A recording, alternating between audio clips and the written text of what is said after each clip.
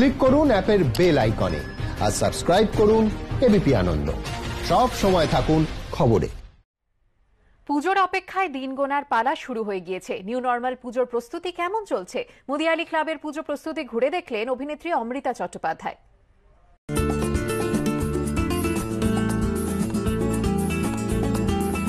আমার পুজোর সঙ্গে ঘুরতে ঘুরতে আমি এখন চলে এসেছি মুদিয়ালি ক্লাবে।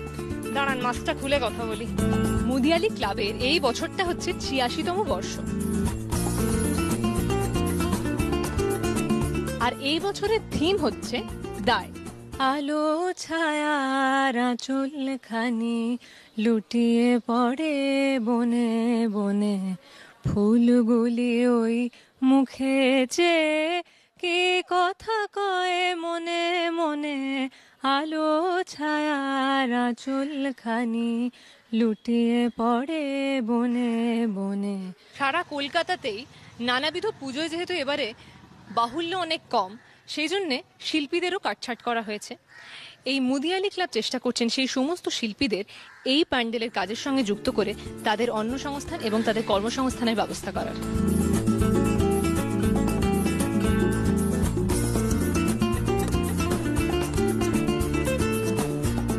মূর্তি যেরকম হয় প্রত্যেক বছর সাবেকি পুজো, সাবেকি ঠাকুর, সে প্রতিমা একই থাকছে।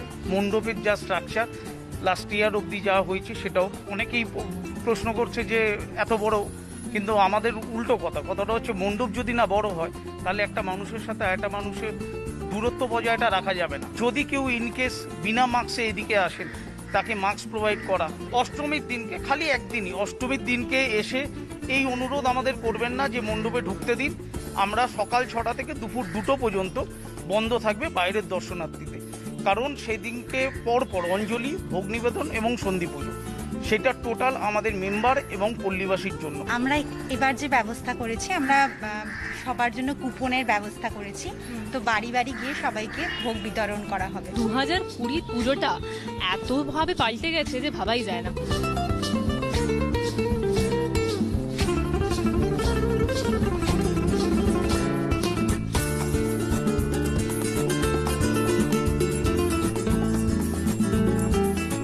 আমার ব্যক্তিগতভাবে পুজোয় প্রতিটা দিনই কোন গ্রুপের সঙ্গে ঘুরবো সেটা ঠিক করা থাকে। আপনাদেরও নিশ্চয়ই থাকে, একদিন স্কুলের বন্ধুরা, একদিন কলেজের বন্ধুরা, একদিন ইউনিভার্সিটির বন্ধুরা, একদিন কাজের সূত্রের অন্যান্য বন্ধুরা, আর অবশ্যই একটা দিন থাকে ফ্যামিলির সঙ্গে ঘোরার জন্য।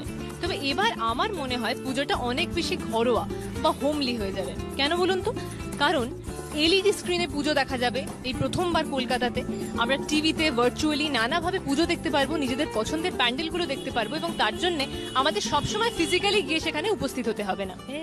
জন্মের রেলগাড়িরা যায়, জলপরি হোক ধুলো হাওয়ায়, হাওয়াকে সে আঁকে তার ডানায়। আপনারা আমার সঙ্গে থাকুন, দেখতে থাকুন আমার পুজো।